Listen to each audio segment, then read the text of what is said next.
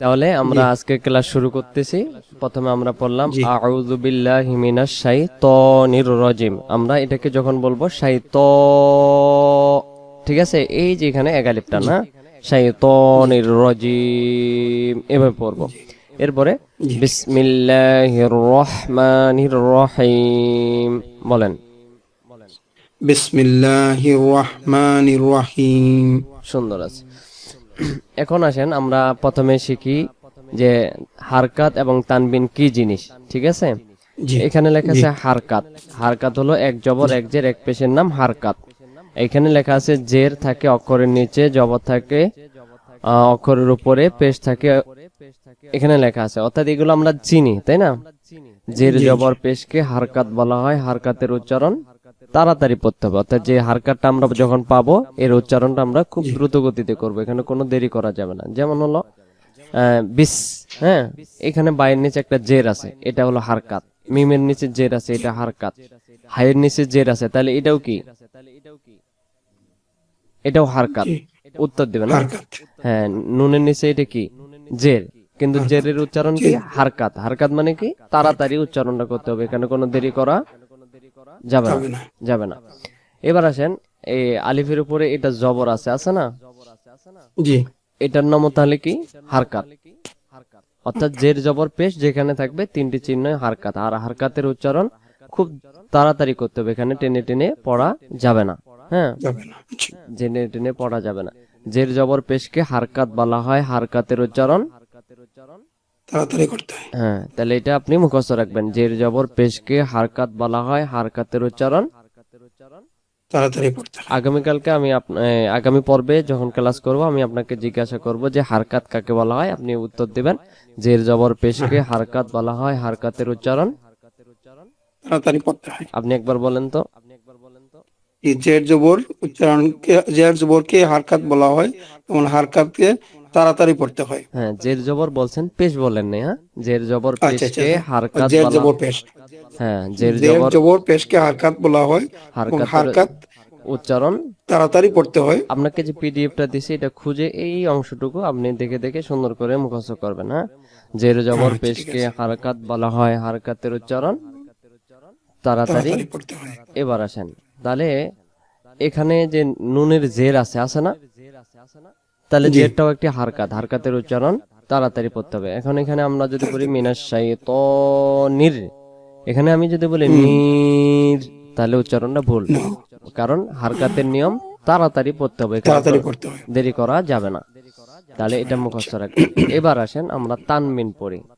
হারকাত গেল, এবার আসেন তানবিন। তানবিন কি? দুই জবর দুই জের দুই পেশকে তানবিন বলা হয়। দুই জবর দুই জের দুই পেশকে, তানবিন বলা হয়। আবার বলেন আচ্ছা, তো। দুই জবর দুই পেশকে তানবিন বলা হয়। হ্যাঁ, দুই মানে জবর, হারকাত হলো এক জবর এক জের এক পেশ হলো হারকাত। হ্যাঁ, আর এই তানবিন দুই জবর দুই দুই জের দুই পেশ তানবিন। তানবিন বলা হয়। এখন এইখানে লেখা আছে তানবিনের মধ্যে একটি হারকাত। তানবিনের মধ্যে একটি হারকাত। জি তানবিনের মধ্যে কি? একটি একটি, হারকাত। একটি হারকাত। অর্থাৎ এইখানে যে দুইটা জবর আছে, দুইটা জবরের ভিতরে হুম দুইটা জবরের মধ্যে একটা হলো জবর, আরেকটা যে হুম জবর দেখা যায় এটা হলো জবর না, এটাকে বলা হয় নুন সাকিন। এটাকে কি বলা হয়? আচ্ছা, নুন সাকিন। নুন সাকিন। এখানে লেখা আছে তানবিনের মধ্যে একটি হারকাত, অপরটিকে নুন সাকিন বলা হয়। অপরটিকে নুন সাকিন নুন বলা হয়। সাকিন বলা হয়। এখানে এটা একটু ছোট করে নিই। হুম, তাহলে এখানে অপরটি যে নুন সাকিন, এটা এখন আমরা এর পরিচয় ব্যবহার এখন আমরা শিখব।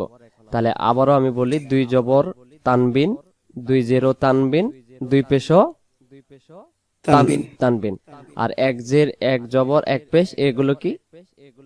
হারকাত। এক হারকাত হারকাত। আর দুই জবর দুই জের দুই পেশ তানবিন। তানবিন। তানবিনের মধ্যে একটা করে হবে হারকাত, অর্থাৎ একটা জবর হারকাত, একটা জের হারকাত, একটা পেশ হারকাত। তাহলে দেখা যাচ্ছে দুইটা করে, একটা হলো জবর হারকাত, একটা জের হারকাত, আর একটা পেশ হারকাত। এখন আরেকটা অতিরিক্ত করে আছে, আছে না? জি জি ওইটাকে বলা হয় অতিরিক্ত, যেটা অপরটিকে নুন সাকিন বলা হয়। কি সাকিন? নুন সাকিন। এই যে এই অক্ষরটার নাম নুন, এই অক্ষরটার নাম, নুন এটা তো নুন চিনেন তাই না? আমরা তো যেহেতু কোরআন শরীফ জি পড়ছি, জি শুধু আমরা শুদ্ধ করে পড়বো। এখন আসেন, এটা হলো নুন আর উপরে এটা হলো সাকিন চিহ্ন, কেউ জজম বলে, কেউ সুকুন বলে, হ্যাঁ, কেউ সাকিন বলে। তো নুন সাকিন জজম একটাই, সমার্থক শব্দ। জি এখন আসেন, এটা হলো নুন সাকিন, এটা কি সাকিন? নুন সাকিন। কিছুক্ষণ আগে আমরা পড়লাম দুই জবর দুই জের দুই পেশ তানবিন, একটা করে হলো জবর আর একটা করে হলো কি সাকিন? এই এই যে, দুই জবর এই যে নিচের লাইনটা আমি মার্ক করে দিতেছি, নুন সাকিন। নুন সাকিন। জি অর্থাৎ জবর যদি দুইটা হয় একটা হবে নুন সাকিন। বলেন, জবর যদি নুন সাকিন। দুইটা হয়, বলেন। জবর যদি দুইটা হয় একটা হবে নুন সাকিন, জের যদি দুইটা হয় একটা হবে, একটা হবে নুন সাকিন, পেশ যদি দুইটা হয় একটা হবে নুন সাকিন। কোন নুন সাকিন কোনটা? এই যে এটা, একটা একটা এই যে এটা, এটা নুন সাকিন, তাই না? তাহলে এই জি। যে দুই জবর দেখা যাচ্ছে, এর ভিতরে একটা নুন সাকিন আছে কিন্তু দেখা যায় না, ওইটা আরেকটি জবর দিয়ে রূপান্তর। দুইটা জের আছে, একটা হলো জের আর একটা জের হলো, এরকম নুন সাকিন কিন্তু দেখা যাবে না। এরকম হলো দুইটা পেশ, একটা হলো পেশ আর একটা হলো নুন সাকিন, সেটাকে দেখা যাবে না। এখন আমরা আসি, দুই জবর দুই জের দুই পেশকে তানবিন বলা হয়। তানবিনের মধ্যে একটি হারকাত, অপরটিকে নুন সাকিন বলা হয়, তাই না? বলা হয়। এখন আসেন, জি জি তাহলে এখানে জবর দেখা যায় কয়টা? দুইটা। একটা হলো জবর, আরেকটা কি? নুন সাকিন। আচ্ছা, জের কয়টা? দুইটা। একটা জের আর একটা নুন সাকিন, পেশ দুইটা, একটা পেশ আর একটা নুন সাকিন। তাহলে এতটুকু তো নুন বোঝা সাকিন। গেছে, তাই না? তাহলে জি, জি, পবিত্র কোরআনুল কারিমে যত জায়গায় দুইটা জবর দেখা যাবে, যেমন এখানে আলিফের উপরে কয়টা জবর? দুইটা। তানবিন, তাই না? এখন আমরা জানি তানবিনের মধ্যে একটা কি? জবর। হুম, তানবিনের মধ্যে একটা কি? জবর। আরেকটা কি? নুন সাকিন। নুন সাকিন, সরি। তাহলে এখানে জবর দেখা যাচ্ছে দুইটা, একটা হবে জবর আর একটা নুন সাকিন। এখন জের কয়টা? দুইটা, একটা জের আর একটা নুন সাকিন, দুইটা। হ্যাঁ, একটা পেশ আর একটা নুন সাকিন। তাহলে আমরা বললাম তানবিন হলো দুই জবর দুই জের দুই পেশকে বলা হয়। তানবিনের মধ্যে একটা করে নুন সাকিন থাকে আর একটা হারকাত থাকে, অর্থাৎ একটা জির জবর পেশ আর একটা নুন সাকিন। ঠিক আছে? এখন এগুলোর উচ্চারণ আমরা এর শুরুতেই পড়তেছি কেন? এগুলো পরবর্তীতে খুব জটিল যখন নিয়ম পাবো, এই নুন সাকিনের ব্যবহার অনেকে ভুল করে, তো আমরা শিখবো তখন। জি। বলেন, নুন সাকিন দুই রকম। নুন সাকিন দুই রকম। আবার নুন সাকিন, দুই রকম। আবার কি সাকিন দুই রকম? নুন সাকিন দুই রকম। হ্যাঁ, আরেকবার বলেন। নুন সাকিন দুই রকম। একটা প্রকাশ্য, একটা প্রকাশ্য, একটা গোপনীয়। একটা গোপনীয়। একটা দেখা যায় আরেকটা দেখা যায় না। যায় না। এখানে দেখা যায়, দেখেন তো, নুন সাকিন দেখা যায়? দেখা যায়। এখানে নুন সাকিন দেখা যায়। জি জি, নুন সাকিন দেখা যায়। কেন এখানে নুন সাকিন দেখা যায়?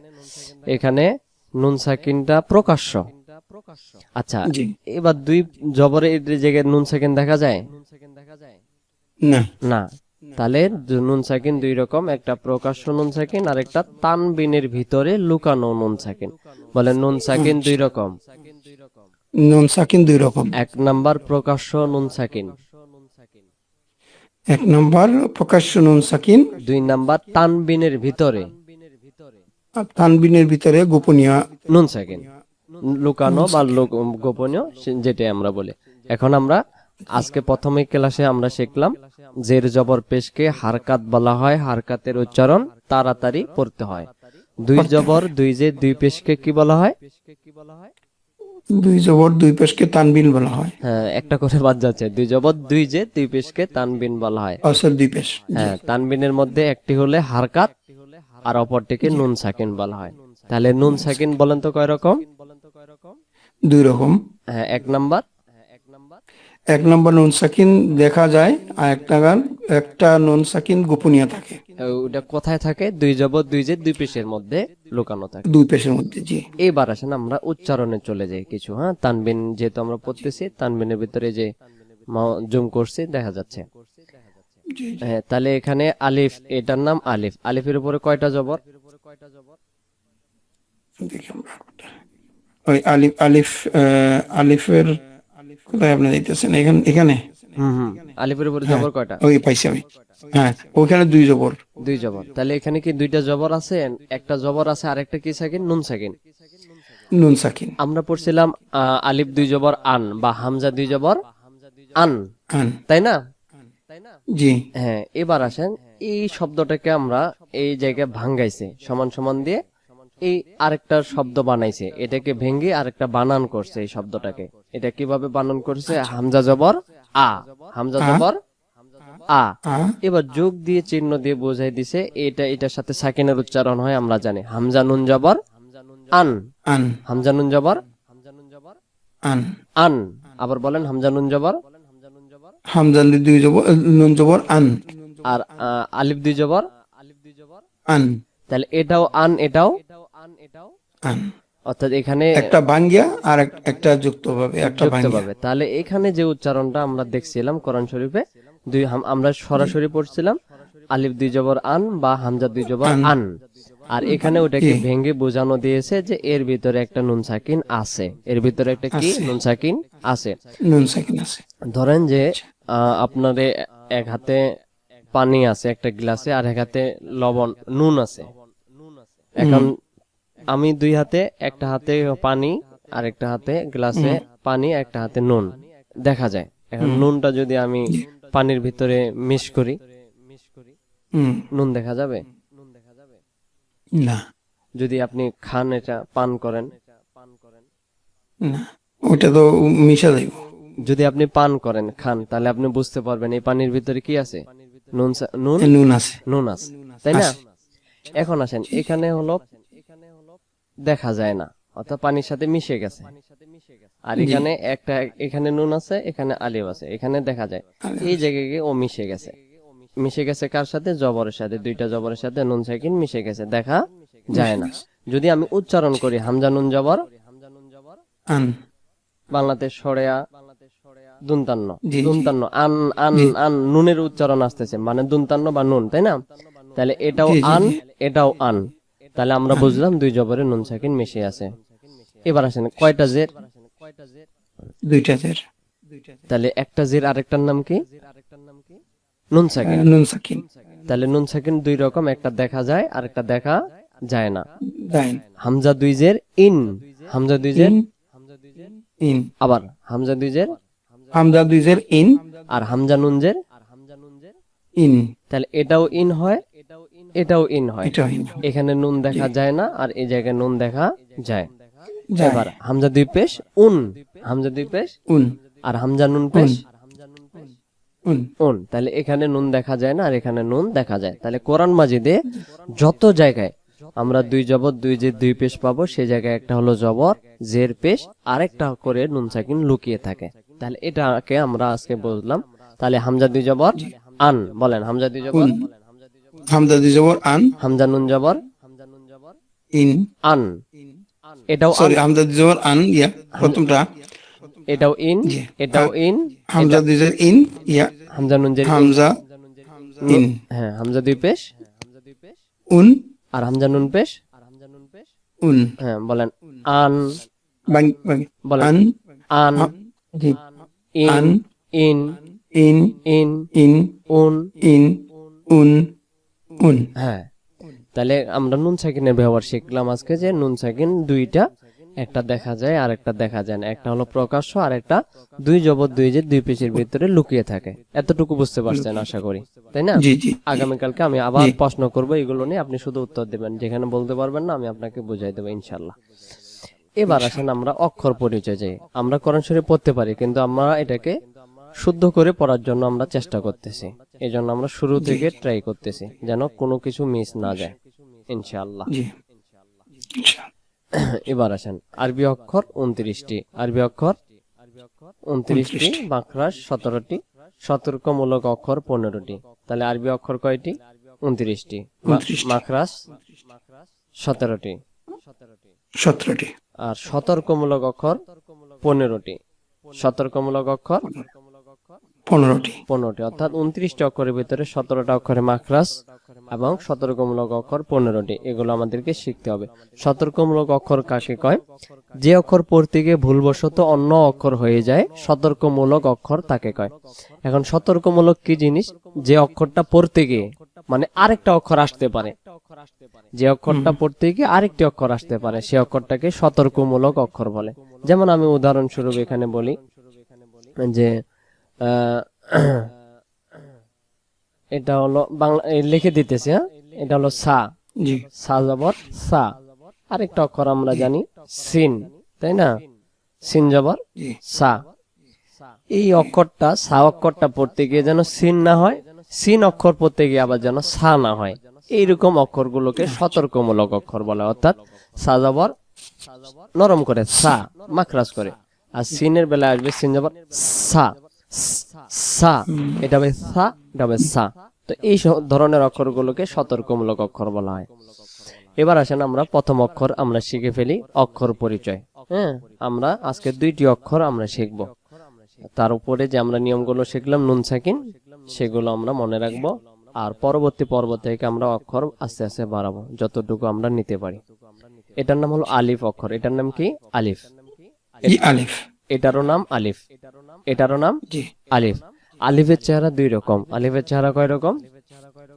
এরকম আলিফের চেহারা 2 রকম। একটা উপর থেকে নিচের দিকে এরকম টান থাকবে, আরেকটা আলিফ থাকে উপর থেকে নিচের দিকে যদি ডান দিকে টান থাকে। কোন দিকে?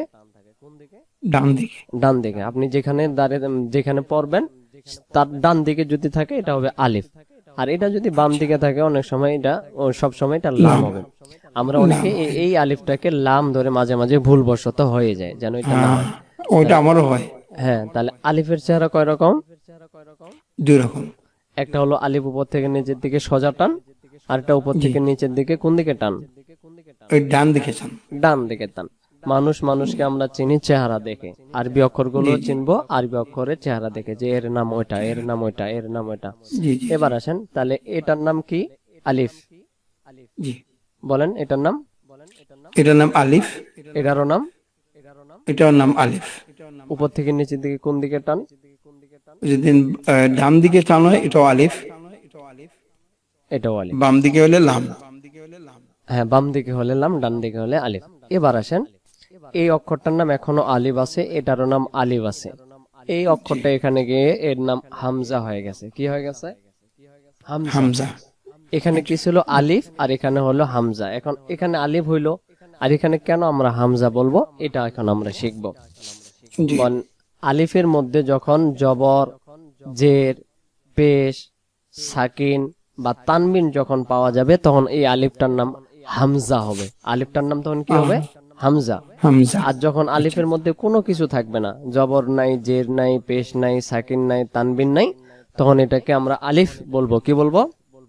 আলিফ হ্যাঁ, আলিফ। শেষে ফয়ের উচ্চারণ আসবে। আবার আলিফ আলিফ বললে শেষে বা আসবে, তখন আলিফের অক্ষরটা উচ্চারণ হবে না। আলিফ, আলিফ আলিফ।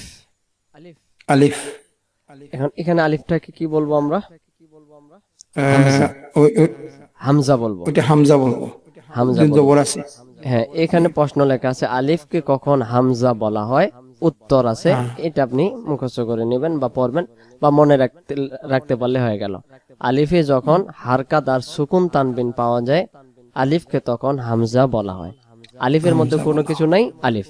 আলিফে আছে জবজের পেশ, আলিফের নাম হামজা। এক কথায় আলিফে কোনো কিছু নেই, আলিফ বলবো। জবজের পেশ থাকলে হামজা বলবো। ঠিক আছে? আচ্ছা জি তাহলে জি আলিফে যখন জবরজের পেশ সুকুন তানবিন পাওয়া যায় আলিফকে তখন হামজা বলা হয়। হামজা এটা আমরা, হ্যাঁ, আলিফ হলো 2 রকম, উপর থেকে সোজা টান, আলিফের নিচের দিকে যদি ডান দিকে টান থাকে তারও নাম আলিফ। এবার আসেন আমরা এখানে আলিফটার নাম কি ধরে ডাকবো? হামজা। হামজা আলিফের নাম কি ধরে ডাকবো? হামজা আলিফের নাম কি ধরে ডাকবো? হামজা হামজা। তাহলে আলিফের নামটা পরিবর্তন হয়ে গেল জবর, জের এবং পেশের কারণে। ধরেন যে আমি এখন টুপি পাঞ্জাবি পায়জামা পরা আছে, মানুষ আমাকে কি বলবে? মুসল্লি মুসল্লি বা হুজুর বা আলেম, তাই না? জি এখন যদি আমি পুলিশের পোশাক পরি, পুলিশ বলবে ডাক্তারের পোশাক পরলে, ডক্টর সাহেব বলবে কিসের কারণে? ওই ড্রেসের কারণে ড্রেস, পোশাকের কারণে। এখানে এর পোশাক নাই, তাই না? না এখানে ওই জন্য ওটার সোজা ওইটার নাম আলিফ আলিফ। আর এখানে ওর সাথে পোশাক আছে জবজের পেশ, এর নাম এখন সম্মান দিয়ে আমরা ডাকবো হামজা। হামজা বলেন হামজা অক্ষর হলকের, হামজা অক্ষর হলকের প্রথম থেকে। জি। বলেন হামজা অক্ষর হামজা অক্ষর হলকের হলকের প্রথম থেকে প্রথম থেকে শক্ত করে পড়তে হয়। শক্ত করে পড়তে হয়। হামজা, হামজা, হামজা। হামজা, হলক মানে গলা, গলার প্রথম গলা। অংশ থেকে, গলার ভাগ তিনটা, প্রথম অংশ, মধ্য অংশ, শেষের অংশ। তো এটাও এই গলাটার শুরু থেকে, অর্থাৎ জিহ্বার গোড়া আর গলা যেখানে শেষ শুরু, ওই জায়গাটা থেকে জি, আমাদের উচ্চারণটা হবে হামজা। হামজা। তাহলে হামজা অক্ষর হলকের প্রথম থেকে শক্ত করে পড়তে হয়। আপনি এইটাকে বইটা বাইর করার পরে এই প্রথম যে প্রশ্ন আছে উত্তর, এটা একটা মাখরাজ, 17 মাখরাজের ভিতরে এই অক্ষরের মাখরাজ একটা। হামজা অক্ষর হলকের প্রথম থেকে শক্ত করে পড়তে শক্ত হয়। করে পড়তে হামজা অক্ষর হলকের প্রথম থেকে শক্ত করে পড়তে হয়। হামজা অক্ষর হলকের প্রথম থেকে শক্ত করে পড়তে হয়, কারণ অনেক কিছু মুখস্থ রাখতে হবে। একটা আছে মুখস্থ, একটা আছে কণ্ঠস্থ, আরেকটা হবে ঠোঁটস্থ। মুখস্থ জিনিস কি? আজকে পড়ছি, অন্তরের ভিতরে কালকে পড়ছি, পরের দিন ভুলে গেছি, এটা মুখস্থ, ভুলে অর্থাৎ গেছি। কিছুদিন পরে আর মনে নেই, মুখস্থ। এরপরে কণ্ঠস্থ, কণ্ঠস্থ কি 1 সপ্তাহ পড়ছেন, পরের 2 সপ্তাহ পড়েন নাই, পরের সপ্তাহে আবার পড়তেই পারেন না, এটা হলো কণ্ঠস্থ, কোনো মতো হয়েছে। ঠোঁটস্থ হলো আজকেও পড়তে পারবেন, পরের দিনও পড়তে পারবেন, এনি টাইম যে কোনো সময় পড়তে পারবেন। আগে করতে হয় মুখস্থ, এরপরে করতে হয় কণ্ঠস্থ, এরপরে করতে হবে কণ্ঠস্থ, তারপরে ঠোঁটস্থ, মানে ঠোঁটের আগায় লাগে থাকবে। আমি যদি বলি হামজা অক্ষরে কেমন করে পড়তে হয়, এখন আপনি যদি বলেন কি জানি পড়ছিলাম, মানে এটা মুখস্থ জি। করছিলেন, ভুলে গেছেন, ও সরে গেছে, তাহলে এটাকে সুন্দর করে কণ্ঠস্থর পরে ঠোঁটস্থ করে ফেলাবেন। হামজা অক্ষর হলকের প্রথম থেকে শক্ত করে পড়তে হয়, পড়তে পড়তে হয়। হয় বলার পরে অক্ষরটার নাম বলে ফেলবেন, হামজা। ঠিক আছে, হামজা। জি। বলেন হামজা জবর আ, হামজা জবর আ, আ আ। মানে শক্ত করে আ। হামজা জবর আ, হামজা জের ই, হামজা জের ই, হামজা পেশ উ, হামজা, হামজা পেশ উ, উ উ, আ। ই, উ, হ্যাঁ, আমি আ বলছি, আপনি আ বলেন নাই।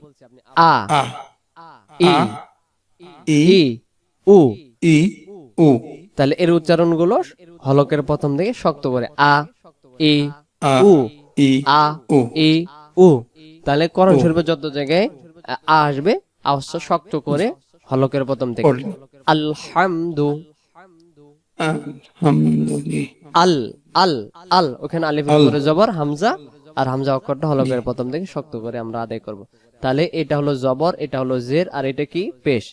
আমরা শুরুতে পেশ। পড়ছিলাম জের জবর পেশকে হারকাত বলা হয়। হারকাতের উচ্চারণ সবচেয়ে তাড়াতাড়ি পড়ো। তাড়াতাড়ি পড়তে হয়। হ্যাঁ, তাড়াতাড়ি। তাহলে হামজা জবর আ। আ, এখন আমি যদি বলি আ, হবে না, হবে না, কারণ এর নিয়ম হলো তাড়াতাড়ি। হামজা জের তাড়াতাড়ি। ই, টান হয়ে গেছে, তো হামজা জের ই। হামজা জের ই। আজ আমি যদি বলি ই, টান হয়ে হ্যাঁ, যাবে, ওটা একটু লম্বা হয়ে যাবে। লম্বা হয়ে যাবে। লম্বা হয়ে গেলে এখানে অতিরিক্ত অক্ষর যুক্ত হবে, আমরা যখন গ্রামার পড়বো তখন বুঝতে পারবো। হামজা পেশ, উ, যদি আমি বলি উ, হবে না, কেন হবে না? হারকাতের নিয়ম তাড়াতাড়ি পড়তে হবে, তাই না? তাড়াতাড়ি পড়তে হয়।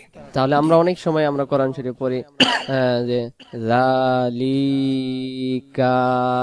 এরকম হয়ে যায়, তাই না? তার মানে হারকাত গুলো টান টান হয়ে যাইতেছে, এরকম হবে না। জালি, লি, তাড়াতাড়ি, কারণ যে হারকাত। তাড়াতাড়ি। এবার আসেন আমরা পরের শব্দে চলে যাই। আমরা আজকে এখানে সমাপ্ত করব, 12:30 বাজে গেছে, নামাজে যেতে হবে। আমরা শুধু শুরু করলাম, তাই না? জি, জি, জি, জি। এবার আসেন, আলিফে কয়টা জবর বলেন তো? 2 জবর।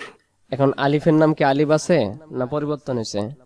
না, ওটা পরিবর্তন হয়ে গেছে, ওটা হামজা হয়ে গেছে। হামজা হয়ে গেছে। হামজা কিসের কারণে হয়েছে? ওই হরকতের কারণে। হারকাত না, তানবিনের কারণে। এখানে তানবিন, দুই আসর জবর। তানবিনের কারণে। এখানে হারকাতের কারণে, এখানে তানবিনের কারণে। এখানে তানবিনে কয়টা জবর? 2টা। একটা জবর আর একটা কি সাকিন? আর একটা নুন সাকিন। নুন সাকিন কয় রকম? 2 রকম। একটা দেখা যায় আর একটা দেখা দেয় না। একটা দেখা যায় আর একটা দেখা যায় না। একটা দেখা যায়, একটা দেখা যায় না। বলেন হামজা 2 জবর আন, হামজা 2 জবর আন, আর হামজা নুন জবর আন। আন। এটাও হামজা আন, নুন, এটাও আন। এটাও আন। হামজা 2 জের ইন, হামজা নুন জের ইন, হামজা দুই পেশ উন, হামজা নুন পেশ। হামজা নুন পেশ উন। তাহলে আমরা বুঝলাম নুন সাকিন দুই রকম, একটা তানবিনে লুকানো থাকে আর একটা প্রকাশ্য থাকে। আমরা এতটুকুই বুঝলাম, তাই না? এবার আমরা এই শব্দগুলো যে পড়লাম এগুলোকে আমরা বানান ছাড়া ডিরেক্ট শব্দ শব্দে আমরা ভেঙে ভেঙে পড়বো। বলেন আ, আ, ই, ই, ও, ও, আন, আন, আন, আন, ইন, ইন, ইন, ইন, উন, উন, উন। উন। এবার আপনি বলেন আ, আ, তারপরে ই, তারপরে আ, ই, উ, তারপরে এটা আন, এটা আন, এটা ইন, এটা ইন, এটা উন, এটা। উন, মাশাআল্লাহ, চমৎকার। উন। তাহলে আজকের ক্লাস আমরা বুঝলাম তানবিন পড়ছি, আলিফ কখন হামজা হয় এটা পড়ছি, তাই না? জি, তাহলে আগামী পর্বে আমরা বা অক্ষর থেকে আমরা আগামী ধাপে ধাপে পড়বো। আপনার আগামীকালকের যে আগামী পর্ব যে ক্লাস হবে আমি আপনাকে লিংক দিয়ে দিব, যখন আপনি এগুলো মুখস্থ রাখবেন। হামজা কেমন করে পড়তে হয় মুখস্থ করতে হবে। হামজা অক্ষর হলকের প্রথম থেকে শক্ত করে পড়তে হয়। শক্ত করে পড়তে হয়। আমি যদি জিজ্ঞাসা করে হারকাত কাকে বলা হয়, উত্তর দিতে হবে জবর জের পেশকে হারকাত বলা হয়, হারকাতের উচ্চারণ তাড়াতাড়ি পড়তে হয়। প্রশ্ন যদি করি নুন সাকিন কয় রকম, আপনি যদি বলেন 3 রকম হবে না, বলতে হবে 2 রকম। একটা দেখা যাবে আর একটা দেখা যাবে না। একটা দেখা যাবে না। আরেকটা থাকে তানবিনের ভিতরে। তানবিন কি? জি, 2 জবর 2 জের 2 পেশের নাম তানবিন। একটা হলো জবর জের পেশ আর একটা হলো নুন সাকিন। বলেন জবর যদি 2টা হয়, জবর যদি 2টা হয়, একটা হবে নুন সাকিন। একটা হবে নুন সাকিন। জের যদি 2টা হয়, একটা হবে নুন জের সাকিন। যদি 2টা হয়, একটা হবে নুন সাকিন। পেশ যদি 2টা হয়, 2টা পেশ যদি 2টা হয়, একটা হবে নুন সাকিন। তাহলে আজকের পড়া আমরা এখান পর্যন্ত পড়লাম। ইনশাআল্লাহ আগামী পর্বে পড়বো। এখন প্রতিদিনের পড়া প্রতিদিন বুঝতে পারেন কিনা আমি শেষে জিজ্ঞাসা করব। আজকের পরে কি বোঝা গেছে? হ্যাঁ, খুব ভালো হয়েছে। বুঝতে নাহলে পারছেন? ওইটা আপনি একটু ক্লিয়ার করছেন, কারণ আমরা তো শুধু পড়ি, কিন্তু তারপরে ওই কেন যে এটা হামজা হয় এটা তো জানি না। হ্যাঁ ওইটা তো প্রশ্ন আটে যে এইখানে দেখলাম আলিফ, আর ওইখানেও আলিফ, এইখানে হামজা কিভাবে হইলো, আবার হামজা হইলে হামজা আর আলিফের ব্যবধানটা কি? তো ওইটা বুঝতে পারলাম যে ওইটা নুন সাকিন যখন থাকে, যে জবর পেশ থাকলে ওটার পরিচয়টা হামজা হয়ে যায়। হ্যাঁ হ্যাঁ, জবর জের পেশ থাকলে আলিফটাকে তখন হামজা নাম ধরে রূপান্তর করে উচ্চারণ করতে হয়। আর আলিফে যখন জবর জের থাকে না তখন সেটা আলিফ বলা হয়। অনেক সময় কোরআন মাজিদে আমরা দেখব যে শুধু খালি আলিফ আছে, আর অনেক সময় জবর আছে, তখন ওটা হামজা। হ্যাঁ, তো ইনশাআল্লাহ আজকের পর্বটি আমরা এখানে সমাপ্ত করতেছি। ভালো থাকবেন। ঠিক আছে। আর আচ্ছা, ওই ইয়েটা আপনার যে লিংক দিছেন আমাকে যে এখন যে লিংকে আমি আলাপ করলাম, ওই লিংকটা যদি আমি গুগলে যদি সরি ওই ল্যাপটপে যদি আমি লিংকটা করে দিই, ওই লিংকে সেট আপ করা যাবে তো? হ্যাঁ হ্যাঁ, ওই লিঙ্কে সেটা হয়ে যাবে, আমি এখানে অ্যাকসেপ্ট করলে হয়ে যাবে। আচ্ছা, তো আমি ওই লিংকটা আমি ওই ল্যাপটপে আমি আমার মেয়েকে বলবো যে ল্যাপটপে হোয়াটসঅ্যাপটা এনেবল করে নেবেন, বা লিঙ্কটা যে কোনো ভাবে। ল্যাপটপে হইলে ওই কি ল্যাপটপে হইলে আমাদের স্ক্রিনটা একটু বড় হয়ে যায়, মোবাইলটা একটু স্ক্রিন আমি ওই স্ক্রলিং করি, আপনার ইয়েটা দেখতে হয় আপনি কোথায় গেছেন। আর ল্যাপটপে হয়ে গেলে আমার মনে হয় বড় হইব, ওইটা দেখতে ইজি। আচ্ছা আচ্ছা আচ্ছা, আপনার ক্লাসটা মোটামুটি আজকে মনে হয় ভিডিও হয়ে গেছে। যদি পারি এটা যদি এডিট করতে পারি আমাদের ফেসবুক পেজে দিয়ে দেবো, সেখান থেকে আবার সুন্দর করে পড়তে পারবেন, আমি এডিট করে দেবো। হ্যাঁ, আলহামদুলিল্লাহ। ইনশাআল্লাহ। তো ভালো থাকবেন, দোয়া রাখবেন। আসসালামু জি, আলাইকুম। আগামীকাল ওই সেম টাইম ওই একই সময়। জি জি জি, পড়াগুলো বুঝাই জি, দিবেন। ওই 7টার সময় আমি ইয়ে করবো। ইনশাআল্লাহ। তো আচ্ছা, আচ্ছা, ঠিক আছে। জাযাকাল্লাহ। জি জি জি জি, আসসালামু আলাইকুম। ওয়া আলাইকুম আসসালাম ওয়া রাহমাতুল্লাহ।